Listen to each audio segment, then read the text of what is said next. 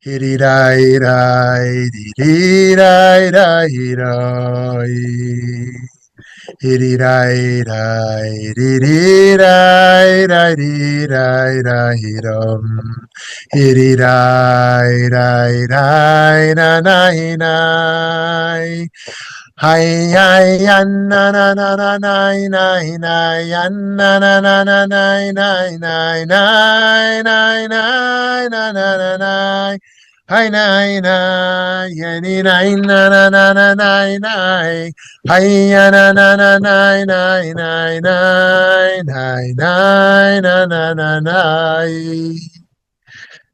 Shalom, shalom, wonderful friends. It's great to see you here today for session 47. Session 47 of 50 transformative psychology studies and theories and Jewish perspectives on them. Before we start with the presentation, before we start with a poll question, I want to start with a text study, as usual, and take a thought or two on that. This is one of my favorite Toseftas. As you know, the Tosefta is from the period of the Talmud. It's the rabbinic text of the Amoraim and Tanaim who were not included in the Talmud. So it's Tosefta, comes from extras. Okay, I love this text. A cistern provides water for a town in a time of drought. Concerning the townspeople and the townspeople have precedence to the water. Okay, no machloket, no disagreement, right? Who should get the water? Local people or far away people? The local people should get it. Everyone agrees, help local before distant. Here's where disagreement comes. The town's animals or the lives of other people. The lives of other people have precedence over your animals, the main position says. But Rabbi Yossi disagrees, says your animals have precedence before the other townspeople. Okay, you understand the disagreement? So most of the rabbis think that human life matters more than animal life. So humans who are far away matter more than your animals that are close. Rabbi Yossi disagrees. He says, no, your local animals matter more than far away people. Here comes scenario 3. The animals of your town and the animals of another town. Okay, here, nothing to disagree about. The animals of your town take precedence over the animals of another town. Here's the last case where there'll be a disagreement. The lives of others, meaning distant people, and the laundry of your town. Well, the mainstream approach of the rabbis, the lives of other people take precedence to the water of your laundry. Rabbi Yossi says, nope. Our water, our laundry matters more than the people from another town. Okay, so I want to hear your thoughts on this. Today we're talking about psychology of economics, psychology of money, psychology of limited resources. So I'd love to hear your thought on this Tosefta. What do you think of Rabbi Yossi pushing back against the mainstream on his views here? Let's just, to take the last case, for example, local water and laundry versus humans far away. What do you think? Rabbi Yossi would fit well into the current political situation where he only cares for himself and doesn't care for others. So I would totally reject what he had to say. Okay, so this is a hot political moment around shared concern. Actually, it's going to come up today quite a bit. Shared welfare and shared concern. Yes, Matthew. I think that's Matthew. Yeah, so here's the qualifier to that. What actions did the other people take? Scottsdale warns the people in Rio Verde, for 10 years we're going to cut off your water. All of a sudden, they say you can't have the water. And the people say, what do you mean? We never thought you would do it. That's the last example. Our laundry is more important than you and your animals in development, so we're not legal. We've chosen to ignore it for many years. Okay, very interesting. And these issues of water rights, water access are only going to continue in the world and certainly here in Arizona as well. Yes, well, Sarah, last comment from Sarah. Okay. I'm struck by two things. One is that we are taught as Jews to embrace the stranger, to not give water to the stranger. That who is other, including animals, seems extraordinarily cruel to see only our own interests at heart. And since I believe in the commons, I find it really objectionable. Okay, great. We're going to talk about the commons. So yeah, thank you for that. And the need for compassion for the stranger. The one thing I will say to push back on all of us, including myself, is that we live according to Rabbi Yossi. What do I mean by that? He says you should choose your laundry over somebody thirsty on the other side of the world. In fact, every time we do our laundry, we make that choice, one could say, right? We could say, I'm not going to spend my water or my money on detergent and water and electricity on my laundry, and I'm going to send that to someone on the other side of the world who's starving or needs water. But we don't do that. We do our laundry. So we might say, on a practical level, every time we choose a luxury, although we might not think of our laundry as a luxury, that we are saying we live like Rabbi Yossi. Okay, I'll leave that as food for thought for our conversation later. Now let me move to a poll question. Are you ready for your hardest question of the day? Your hardest question of the day, here it comes. I hope this is your hardest question of the day. On sacrificing for the collective, I feel option 1, everyone should just try to legally get as much as they can, and competition is okay. Option 2, collaboration is more important than competition, and people should be expected to intentionally limit their gains. Option 3, I have no idea. What do you think? Option 1, everyone should just try legally to get as much as they can from the economy, and competition's fine, right? I'm a capitalist. Option 2, collaboration is more important than competition, and people should be expected to intentionally limit their gains. I'm a socialist, right? Or I really have no idea. Okay, 33% think that if, you have the right to play the stock market, you have the right to start a business, you should make as much money as you can. You have the right to do that as long as it's legal. Other people think, wait a minute, maybe we should limit our gains to some degree. Should I win every legal case if it's going to bring me money? Are there some legal cases I should, limit the wins?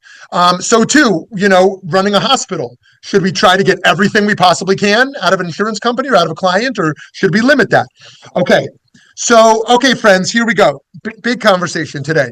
So let's begin by imagining 3 neighboring ranchers. Got it? 3 ranchers. There they are. Farmer 1, Farmer 2, and Farmer 3, who have shared lush pasture that has been passed down in their families for generations.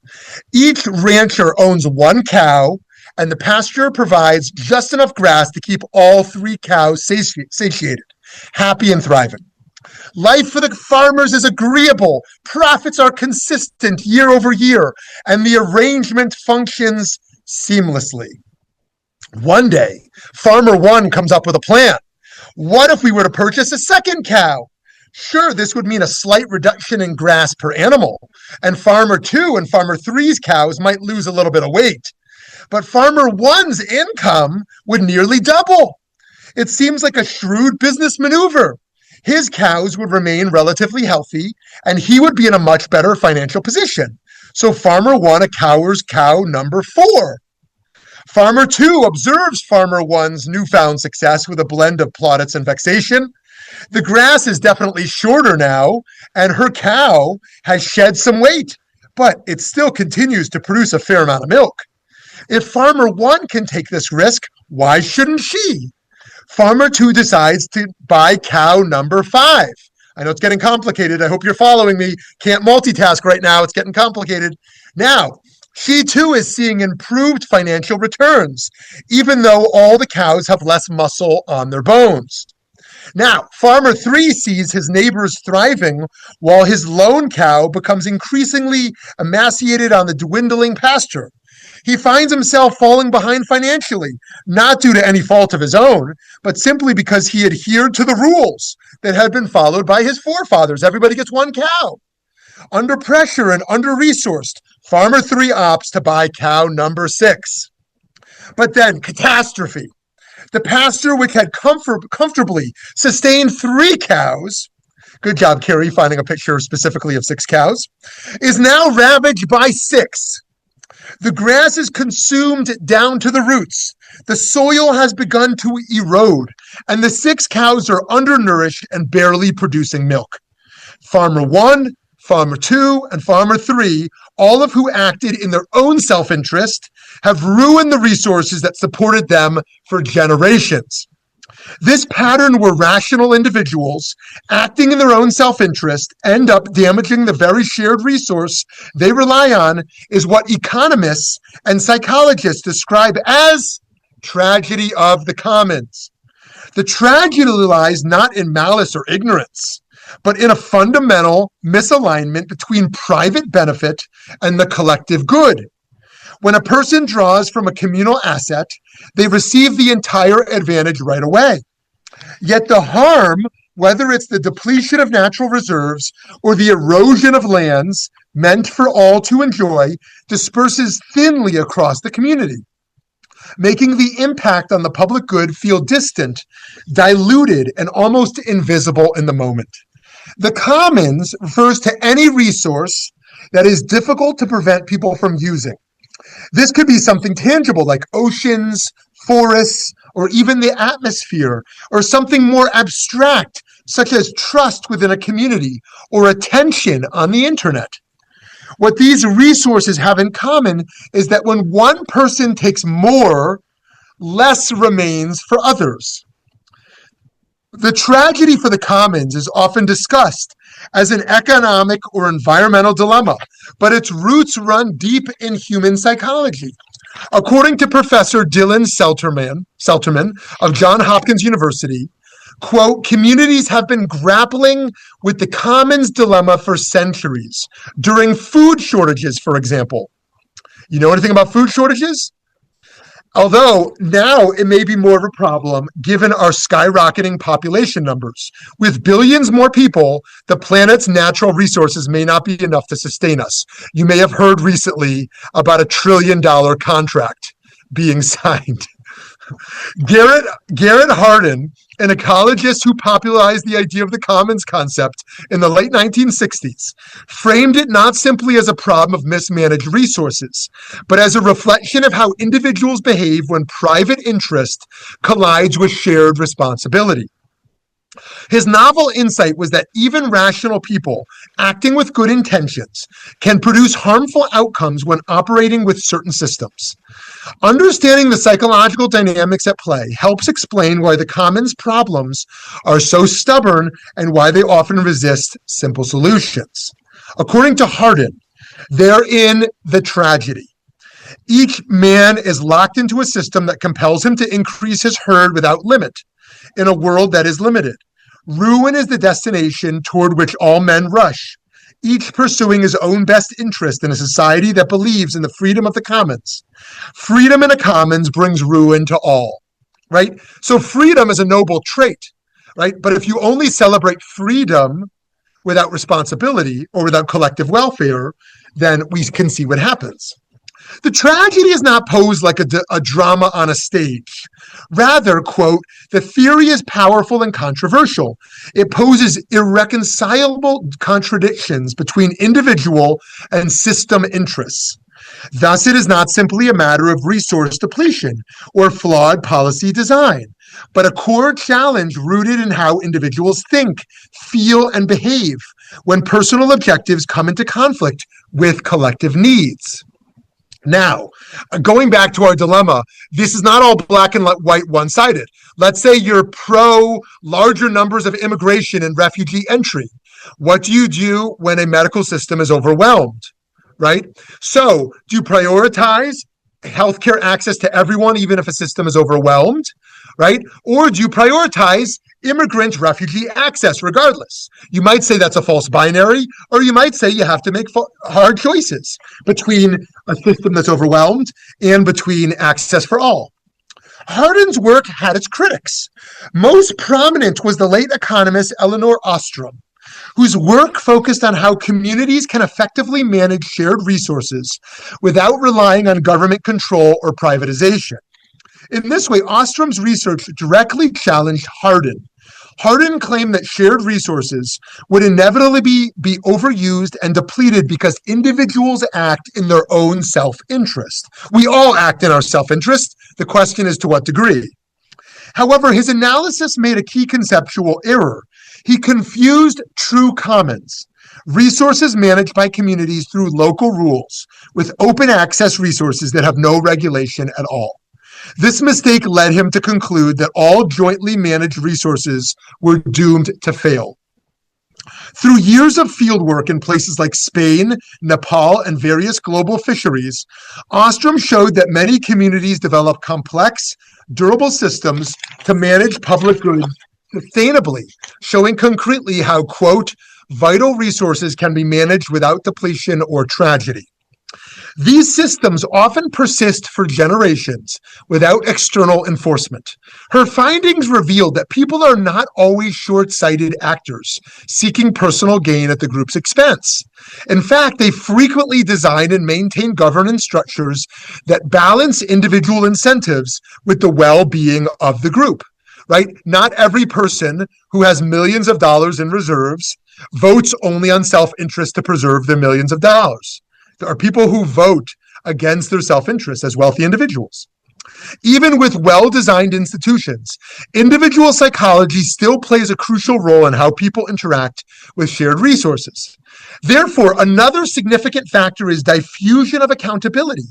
When a large number of individuals share access to a common resource, the sense of personal responsibility tends to erode. The psychological logic is often implicit. Quote, my individual impact is negligible, or quote, if others aren't doing their part, why should I do mine? This fragmentation of duty enables people to engage in behavior they might otherwise avoid if acting in isolation.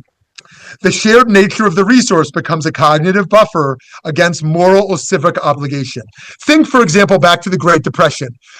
Money is somewhat an illusion, right? Because we know 90% of money doesn't exist, right? It's digital. And so a depression happens, like the Great Depression, when everyone pulls their quote unquote money out of the bank and that money doesn't exist, right?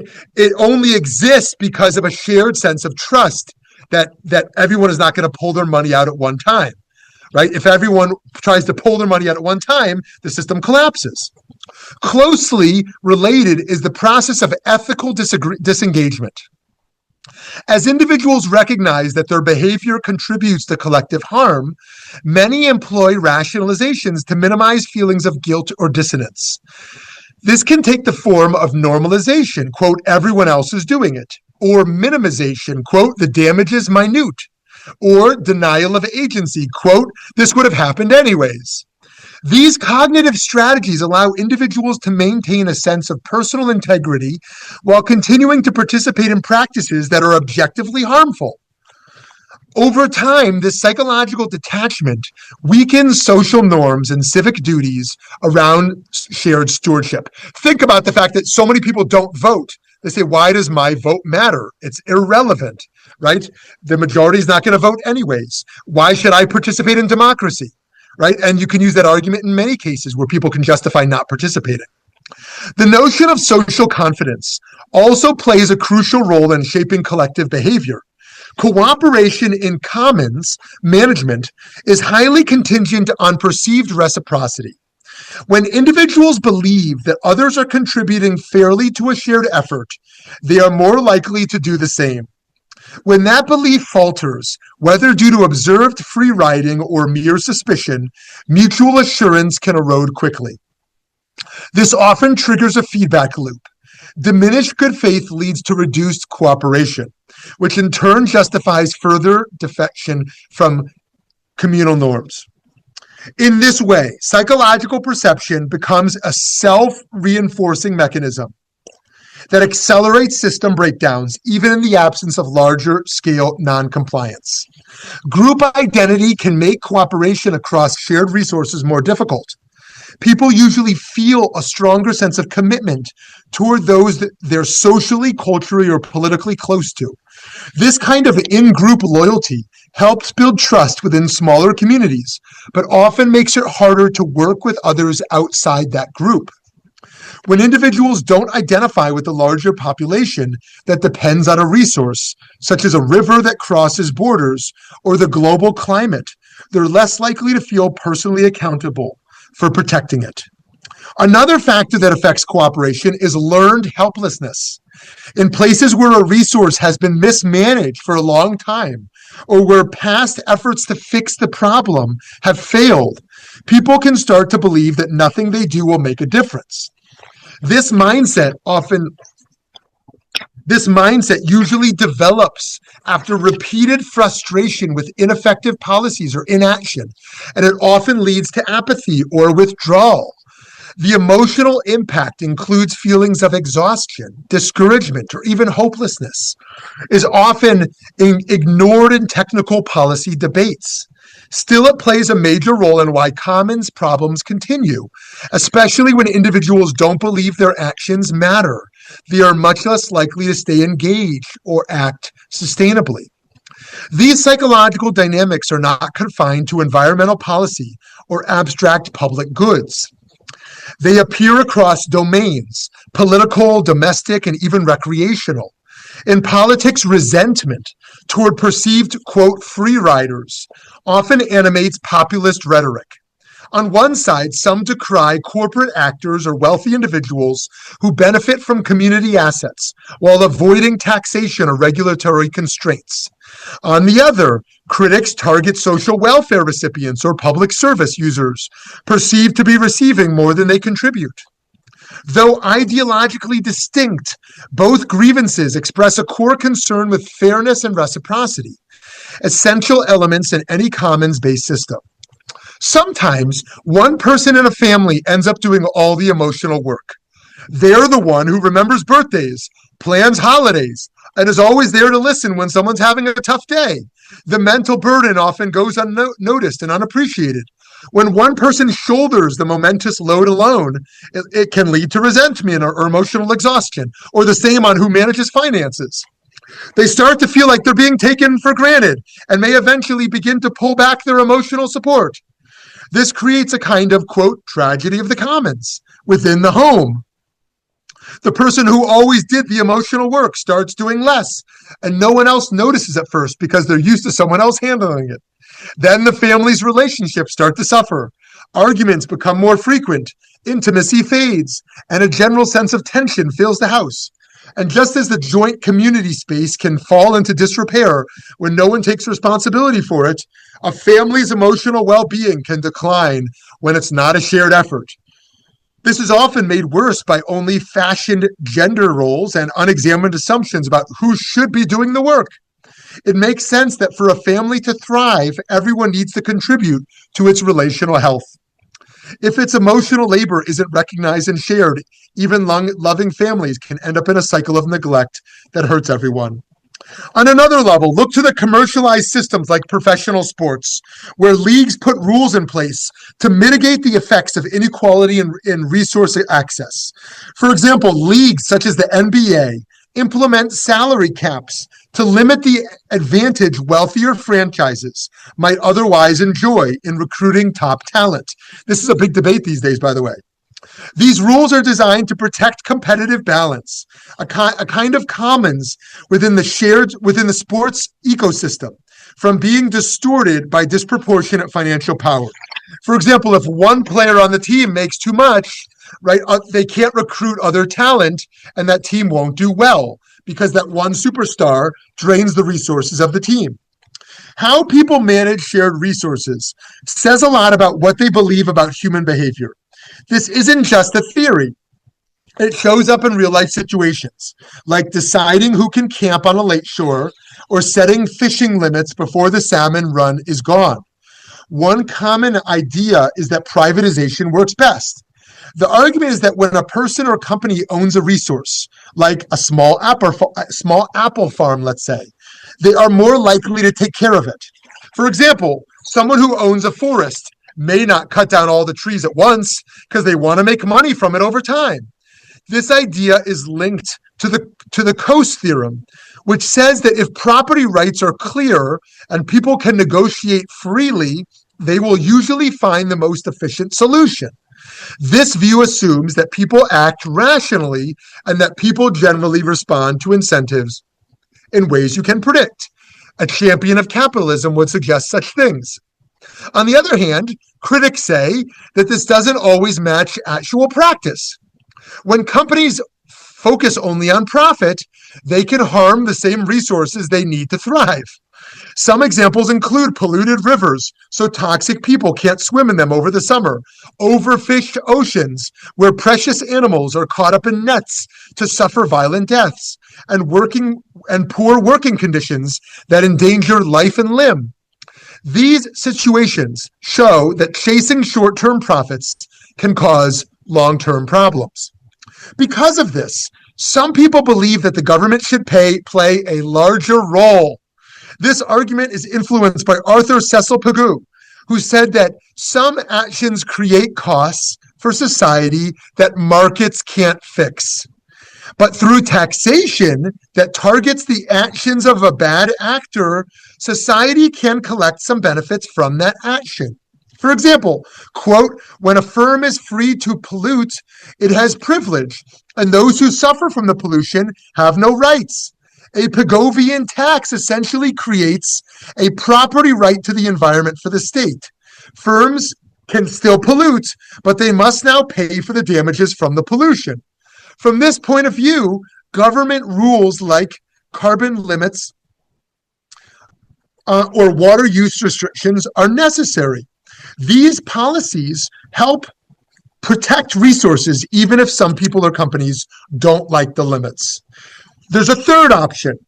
Some believe that shared ownership and group decision-making can be effective. In this model, neighbors meeting at a town hall to decide how many boats can fish the lake each season could be a way for proactive management of resources in a way that feels responsible and subject to the community's needs. Critics of this idea say that shared systems often fail because individuals don't always feel responsible for the outcome. This leads to a bigger question about how we are all wired. Are people mostly self-interested, or are they willing to cooperate for the benefit of the group to avoid self-created misfortune? I'll give you another example I was involved in as an activist. There's a district of where ultra-Orthodox Jews got on the school board in order to defund the schools because none of their kids go to the public schools. Their kids go to the private ultra-Orthodox schools, and they want to defund the public schools so they pay less tax for the schools they don't use. How do you feel about such a choice? Okay, beyond politics and economics, there's an older lens we can use. While much of the debate over resource allocation centers on political and economic systems, there's another older framework that shifts the conversation away from structures and towards individual moral responsibility. Jewish thinking offers a counterintuitive approach to commons problems, one that neither relies primarily on market mechanisms nor government regulation, but instead grounds solution in conscience and moral reasoning in addition to those. The Talmud provides a striking parable that illustrates this perspective. According to a story relayed by the sages, a pious man sees someone clearing rocks from his private field and dumping them on the public road. In the Talmud, he challenges the man, quote, "Why are you removing rocks from a place that doesn't belong to you and dumping them in a place that does belong to you?" At the time, the offender laughs off this strange logic. But later, after selling his land and traveling down the same public road, he stumbles over the same rocks he discarded and suddenly understands. That pious man spoke correctly, he exclaims. One can almost picture the man tripping and muttering in embarrassment. This remarkable passage reframes the tragedy of the commons as fundamentally an ethical challenge, not merely a policy problem. By the way, that comes from Bava Kama 50b, if you want to look at it inside. The Talmud instructs that people bear a spiritual duty to reflect on the welfare of their community, avoiding the exploitation of the communal resources for selfish purposes that could harm society. This teaching highlights the importance of personal accountability and the necessity of harmonizing one's ideas with the needs of others. Human activity, even when serving immediate self-interest, inevitably circles back to affect us and our neighbors. The commons becomes a mirror reflecting our deepest values, life like looking into a pond and seeing the litter that was thoughtlessly tossed into it. It shows whether we act with foresight and communal responsibility or chase short-term gain at the collective's expenses. Consider this halachic responsum by Rabbi Moshe Feinstein. When he was asked to address whether smoking in a public place such as a study hall is permissible, he made a subtle but formidable argument about cumulative harm. He noted that while a single person's smoke may be negligible in a large public space, that same person is fully aware that many others are smoking too, and thus by adding his smoke to the environment, he knowingly contributes to a level of pollution that does cause harm. Here's what he wrote about public smoking before public smoking bans were even common. Quote, even though one of the smokers by himself would do no real damage because his smoke would be nullified in a big room like a study hall, nevertheless, since each person knows that there are many other smokers in the place and therefore cumulatively there will be a lot of damaging smoke, he knows that his smoke also causes damage and he is directly causing that damage. If you remember Kant has a similar argument around the categorical imperative, that we should not do a wrong regardless of that wrong's impact being negligible, because if everyone did that wrong, look at what it would do. This legal insight by Feinstein illustrates a central tenet of Jewish ethics. Individual actions are never fully isolated. When those actions contribute to collective harm, even indirectly, the individual bears ethical and halakhic responsibility. Okay, I was going to talk about COVID now, but in the interest of time, I'm going to skip over the COVID conversation, but I think it's obvious which way I would go around collective responsibility, issues we looked at 5 years ago.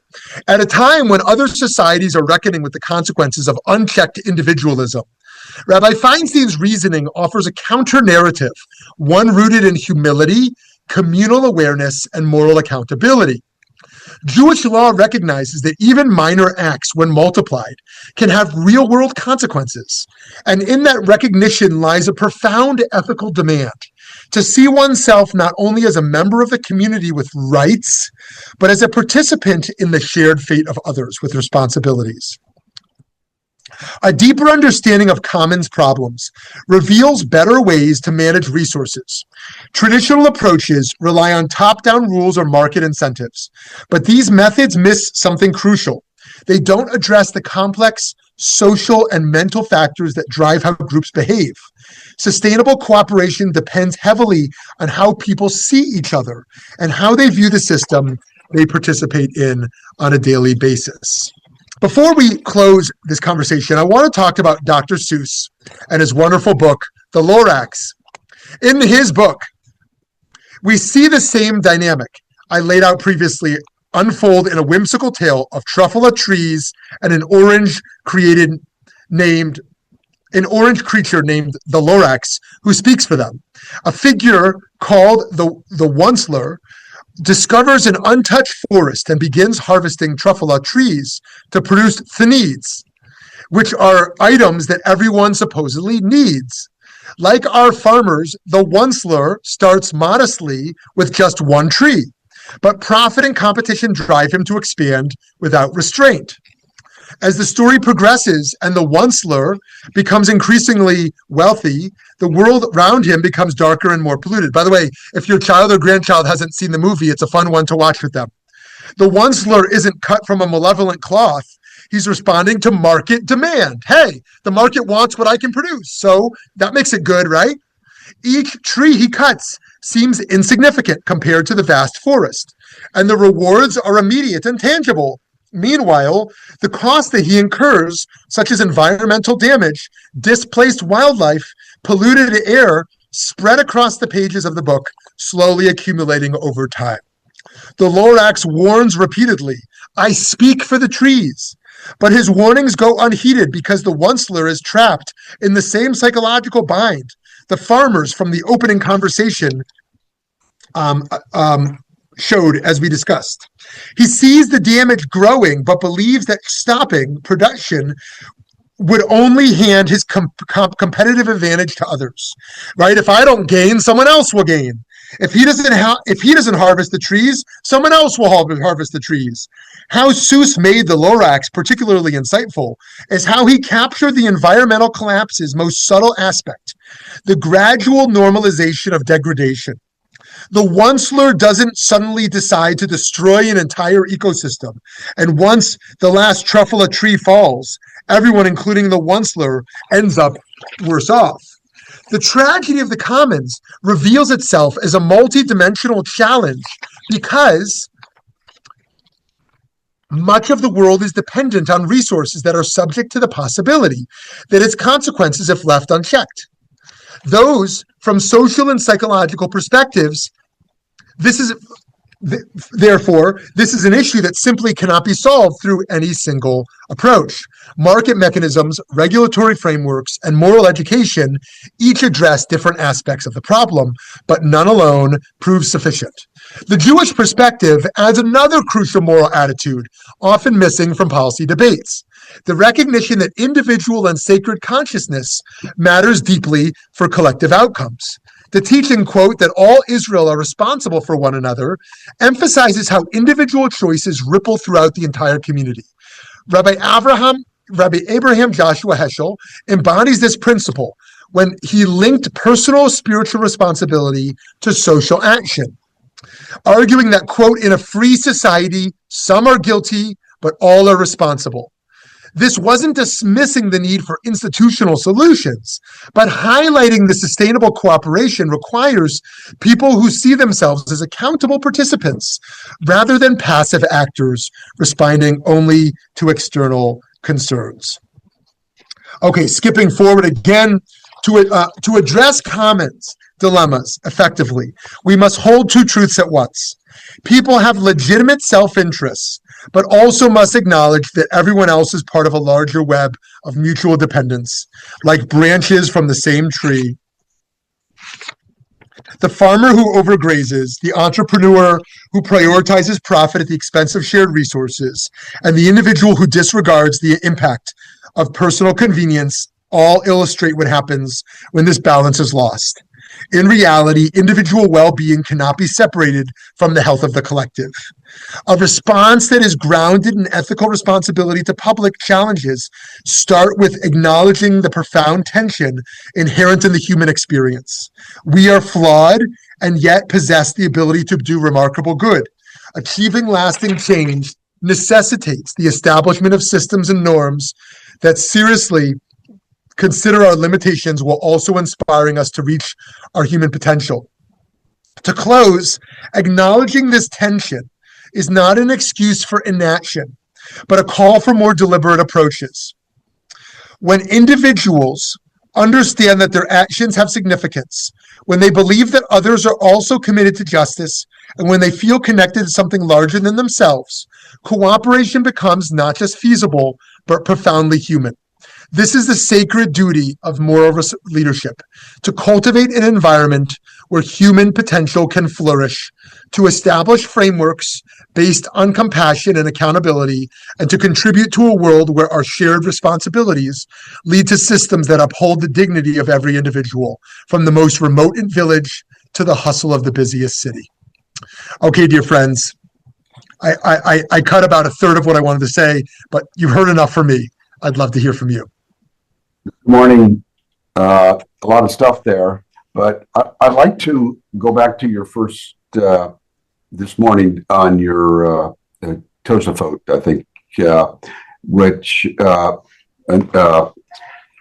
when I studied something similar to this along quite a while ago, we were told that traditionally, in the traditional Jewish world, you took care of your own in your own community before you ever reached out to the larger community as a whole.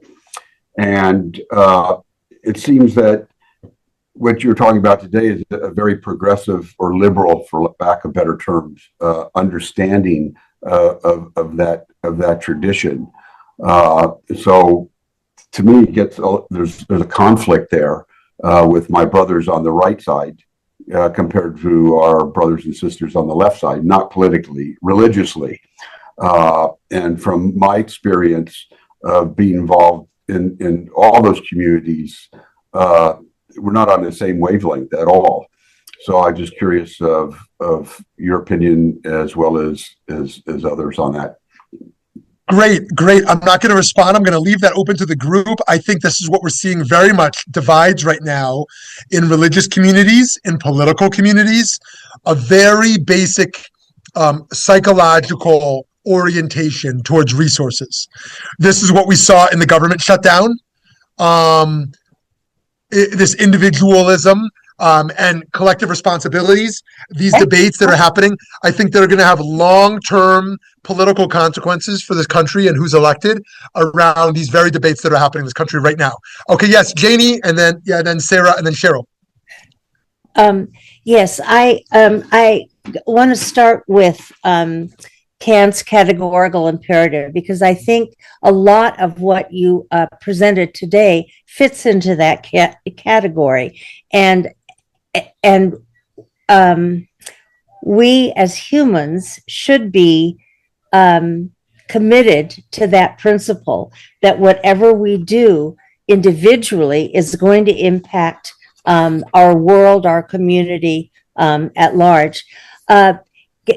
You began by saying, I don't know if these were your words, that man is locked into a system that compels him to increase his herd without limit. I don't believe that. I think that's an excuse. And that as intelligent, rational beings, we should be expecting ourselves not to be locked into that, but looking at other ways of acting and participating. Whether it's socially, psychologically, economically, or what. And I wanted to go back to the idea of your love for yourself versus a love for others.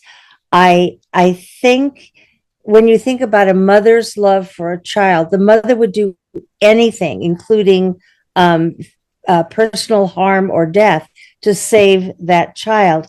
If we could evolve to the point that we love others, whether they're on the other side of the world or what, more than we love ourselves, then I think we have reached that point where there's no other system that compels us to hurt another person or another living being.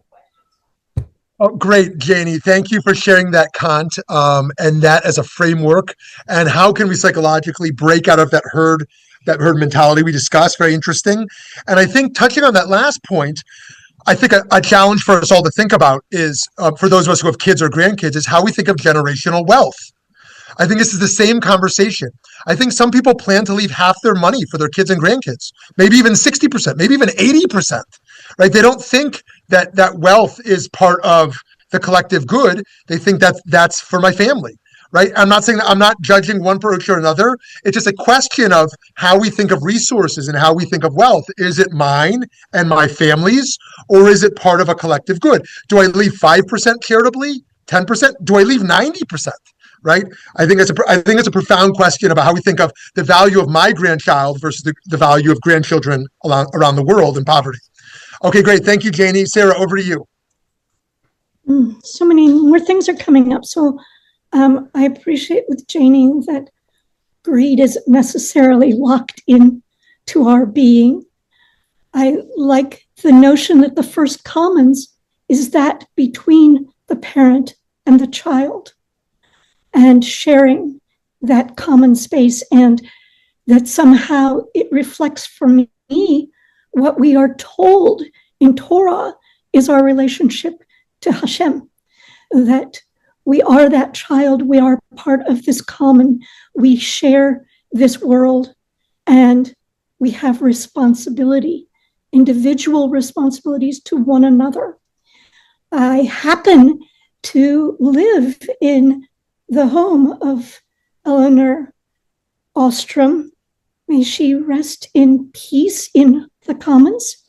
And interestingly, IU has now shut down her workshop on the commons that existed for the last 30 years.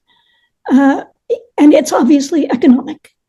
And that greed has been a model, not only, starting in corporate world, but then healthcare became greed oriented.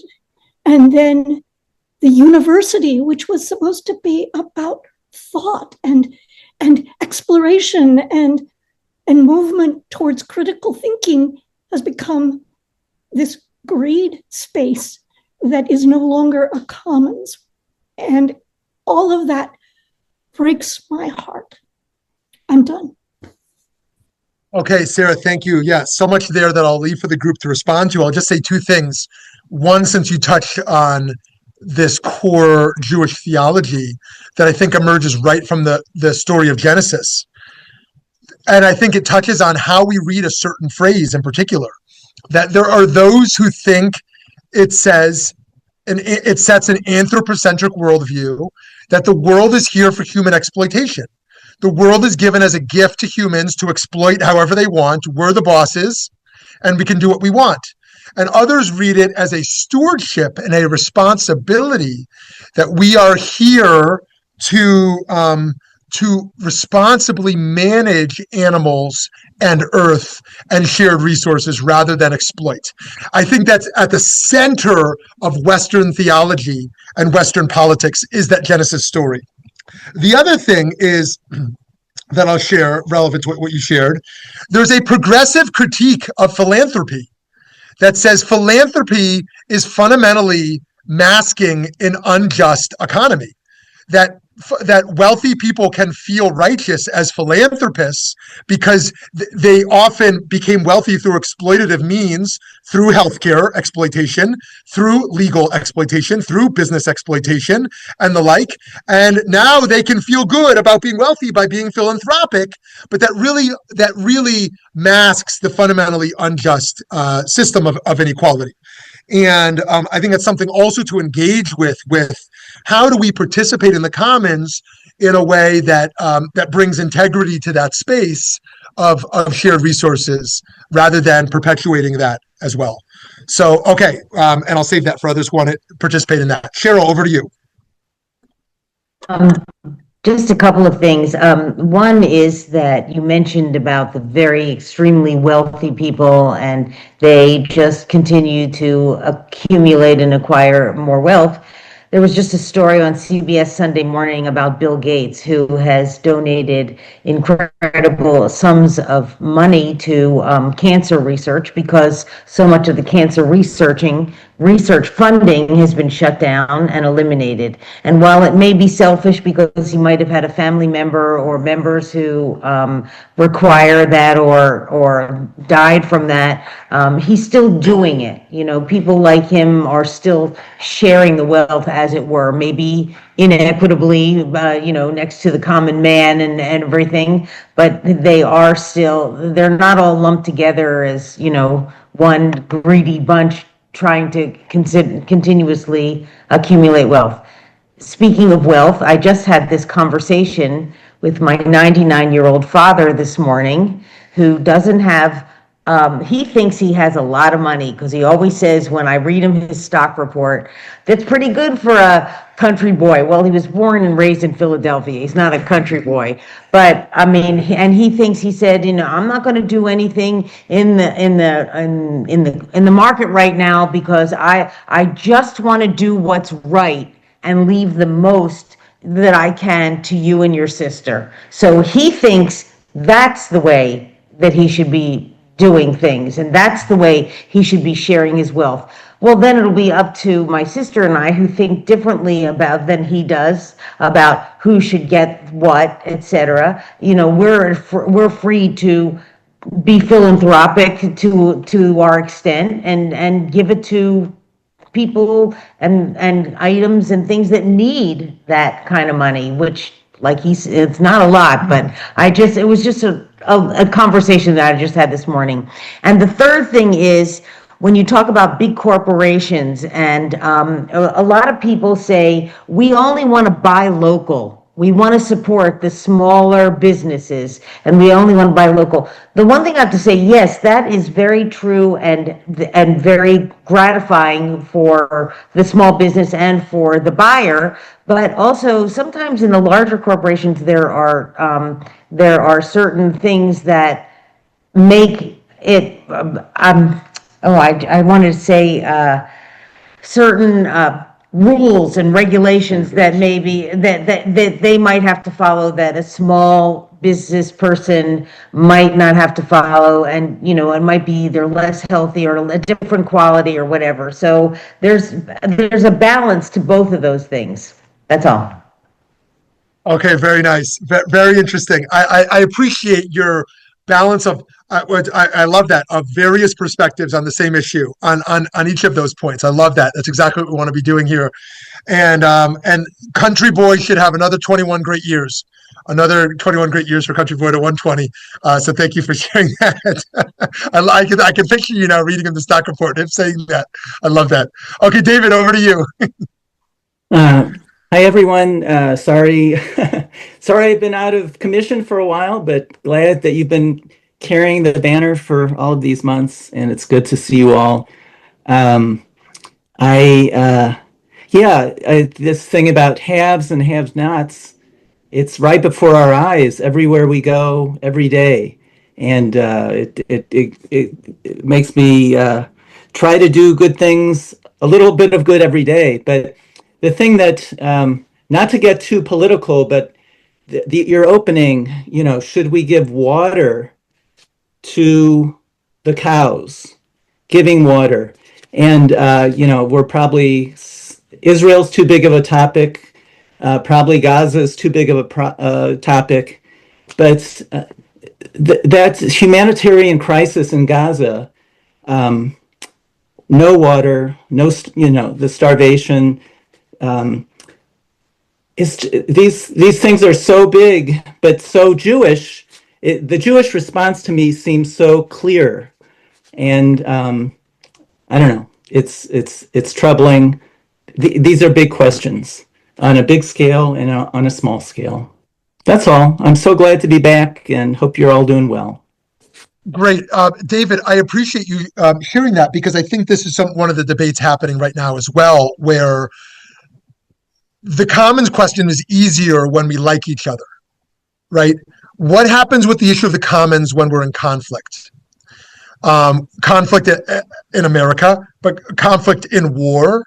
How do we think of tariffs and how tariffs affect people in China in poverty, right? We might think of it as just, right, the whole conversation of America first, or the conversation of what are we trying to do in a global economy? Are we trying to just gain as a country as much as possible?